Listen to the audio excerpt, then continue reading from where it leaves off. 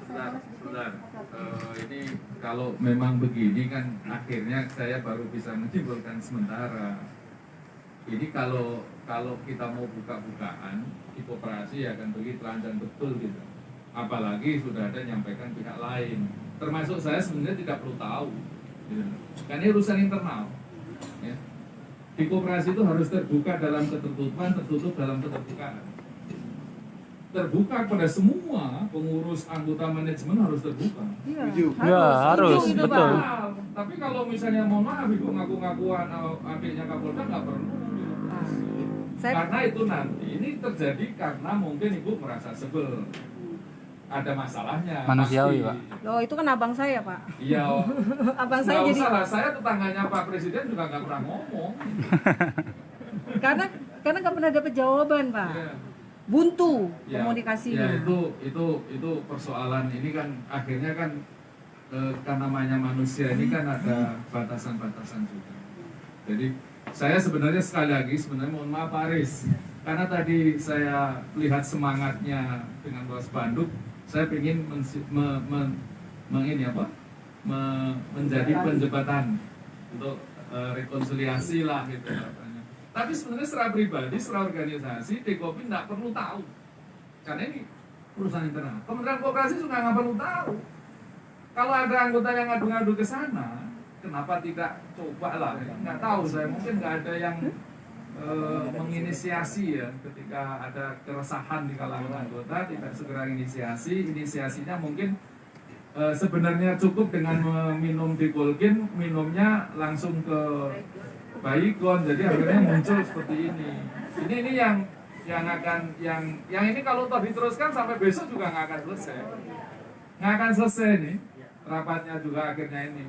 Contoh misalnya rapat anggota pertama, Pak Luhut biarin ngomong, saya biarin ngomong, jangan dijadikan pedoman karena orang lain itu yang ngomong. Karena pemerintah tidak boleh intervensi pada Badan Hukum Koperasi. Kalau sudah diputuskan dari rapat anggota, silakan dijalankan. Kalau ada koreksi, dikoreksi atas keputusan yang diusulkan anggota oleh dalam rapat pengurus pleno dengan pengawasnya, selesai, dikoreksi. Jadi tidak menganulir keputusan yang sudah diambil dalam rapat anggota, itu sah hukumnya. Nanti hasil dari koreksi rapat anggota pertama atas masukan pengurus di luar rapat anggota dilaporkan dalam rapat anggota berikutnya, selesai. Tidak mencapai quorum, jangan dicari masalah, dilaporkan ke Dekopin. Untung nggak dilaporkan ke Tuhan. Tuhan juga bingung ini gimana laporan. Jangan Ya? ngedek, Pak. Nah, Nggak boleh gitu, kalau Pak. misalnya tidak mencapai quorum, itu kan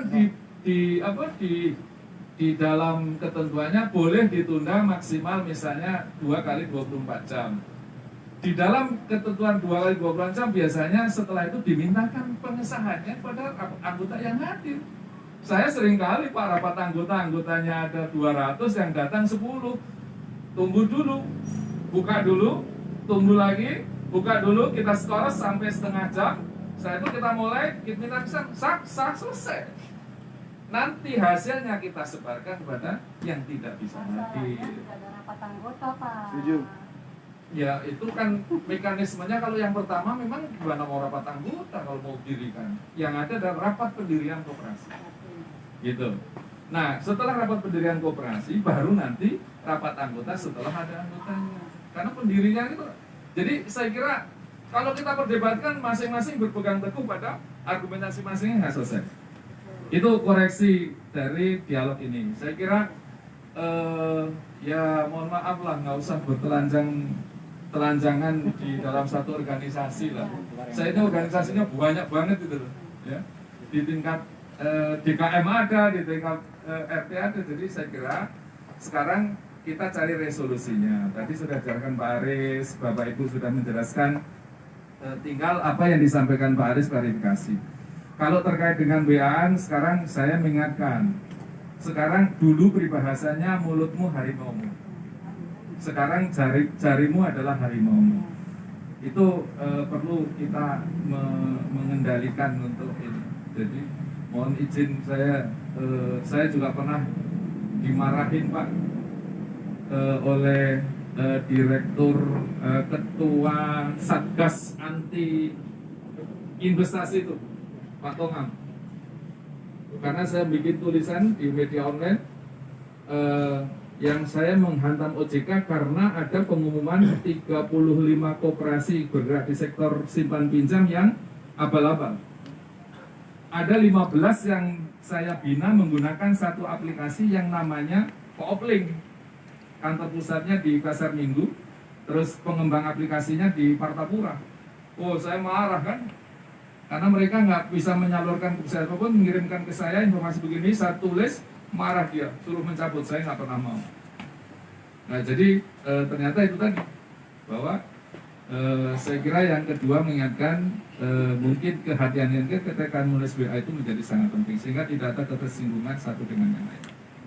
Itu dua koreksi saya, ini panjang masih ceritanya, kalau kita mau buka lagi, mungkin tinggal klarifikasi Bapak Ibu sekalian yang tadi disebut Pak Aris, nanti kita rumuskan resolusinya kayak apa. Mau bergabung lagi, ayo, kalau enggak gimana penyelesaiannya.